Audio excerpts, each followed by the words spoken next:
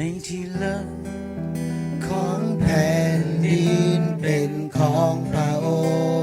งค์ในที่สูงของภูเขาอยู่ในฝีพระหัตถ์และทะเลจะสรรเสริญพระ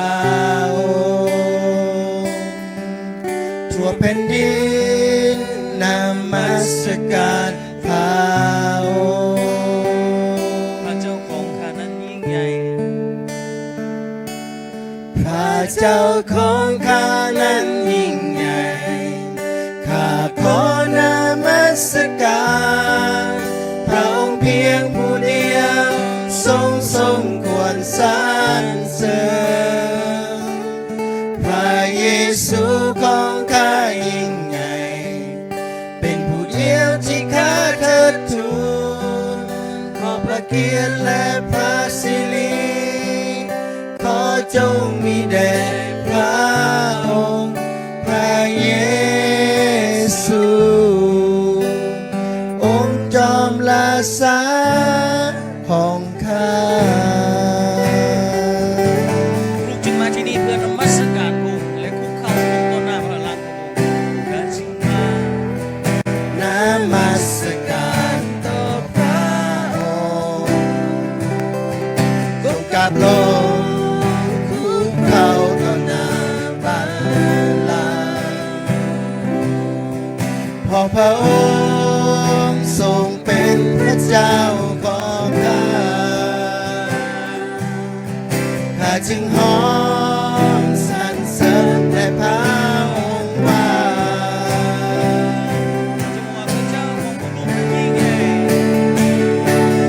พระเจ้าของข้านั้นยิ่งใหญ่ข้าขอนมัสการพระองค์เพียงผู้เดียวทรงสมควรสรรเสริญพระเยซูของข้ายิ่งใหญ่เป็นผู้เดียวที่ข้าเทิดทูนขอพระเกียรติและพระสิริขอจงมีแด่พระองค์พระเยซูองค์จอมราชาของข้าพระองค์ทรงเป็นพระเจ้าของข้าพระองค์ทรงเป็นพระเจ้าของข้าข้าจึงขอสรรเสริญและพระองค์ว่าทรงเป็นพระเจ้าของข้าพระองค์ทรงเป็นพระเจ้าของข้าข้าจึงขอสรรเสริญและพระองค์ว่าทรงเป็นพระเจ้าของข้าพระองค์ทรงเป็นพระเจ้าของข้าข้าจึงขอสรรเสริญและพระองค์ว่าทรงเป็นพระเจ้าของข้าพระองค์ทรงเป็นพระเจ้าของข้าข้าจึงขอสรรเสริญและพระองค์ว่า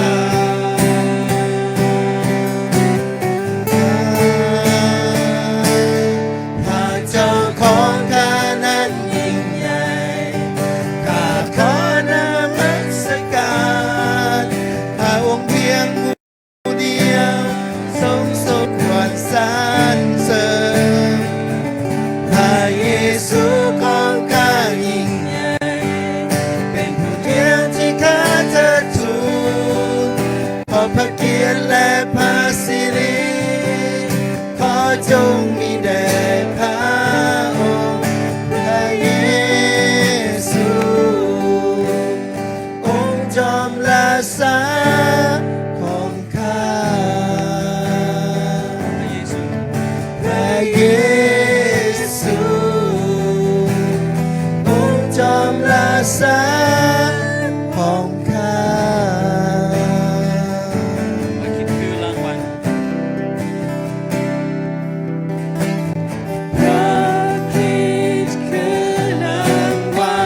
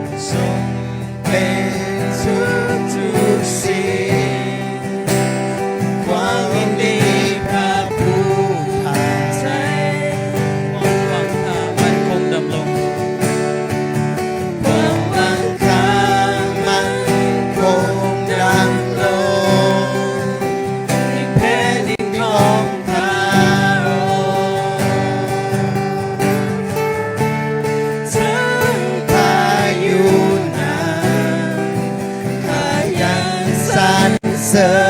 รขอพาเกียรติจงมีแด่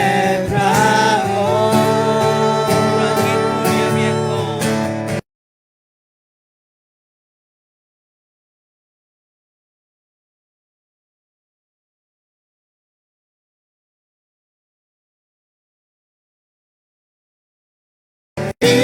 เพียงพอทุกสิ่งที่ต้องการพระองค์ต้องการพระอ ได้ ง ตัดสิน ค์ ใจ ได้ตัดสินใจที่ตามพระเยซูจะก้าวเดินไปติดตามพระองค์ถ้าได้ตัดสินใจติดตามพระเยซูจะก้าวเดินไปติดตา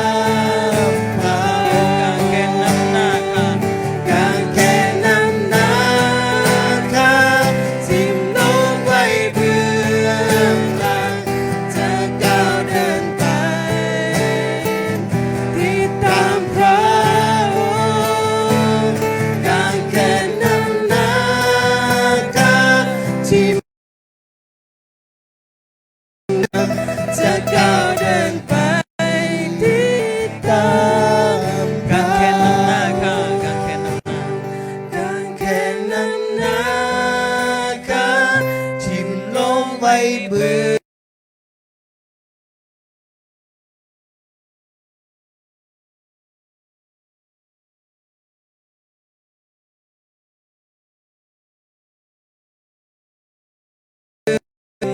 งไว้เบื้องหลังจะก้าวเดินไปติดตามพระองค์ จะก้าวเดินไป จะก้าวเดินไปติดตามพระองค์ แล้วพระเจ้าว่า ฮาเลลูยา พวกลูกจะติดตามพระองค์ตลอดทั้งชีวิตของพวกลูกพระเจ้า อาเมน พวกลูกจะซื่อสัตย์ต่อพระองค์พระเจ้า ฮาเลลูยา พระเจ้าก็ขอให้บทเพลงที่พวกลูกถวายไปเป็นที่ถวายแด่พระองค์เพียงแต่ผู้เดียวในพระนามขององค์พระเยซูคริสต์เจ้า